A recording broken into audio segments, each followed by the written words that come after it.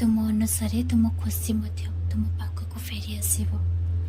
तुम्हें चिंता करनी यही समयटा तुमको बेले बेले कठिन लगुच ना, किंतु मु ताहा सृष्टि करे जहाँ तुम जीवन पाई ठीक।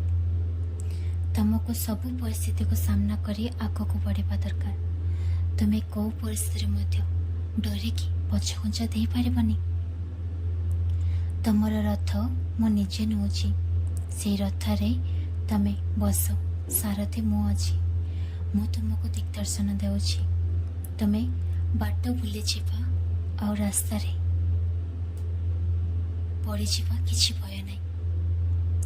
मन भितरे गोटे प्रश्न आसुछि ना, तुमे केमिति आगो को बढ़िबो।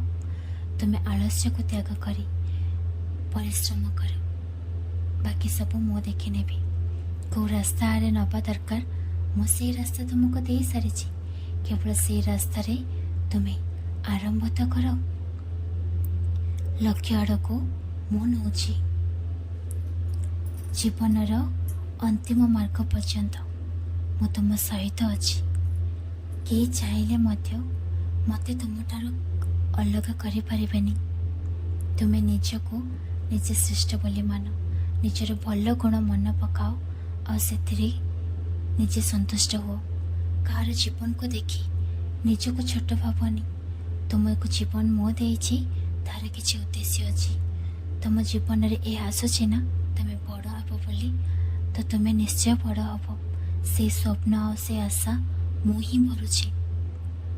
केवल आलस्य को त्याग कर और परिश्रम करने आरंभ कर। परिश्रम माने ताहा नहीं केवल झाल बहिकी से परिश्रम नुही। तुम्हें तुम मन रे जहाँ आसुची और तुम पाखरे वर्तमान जहाँ अच्छी से तुम्हें लगे पड़। किछि लोक तुम जीवन को बर्बाद करने को चाहूले, किंतु मु तांकर उद्देश्य केबे भी पूर्ण होगा देली नहीं। तुम्हें निजको साहाय्य हवा दरकार। कहार कौन भी कथा तुमको आघात करि परिबो नहीं। कहार कौन मिथ्या अभियोग तुम्हें से पशिजीव नहीं। तुमको मु तुम स्वर रे ही तुम पाखरे लगी से अभियोग को हटाइबी।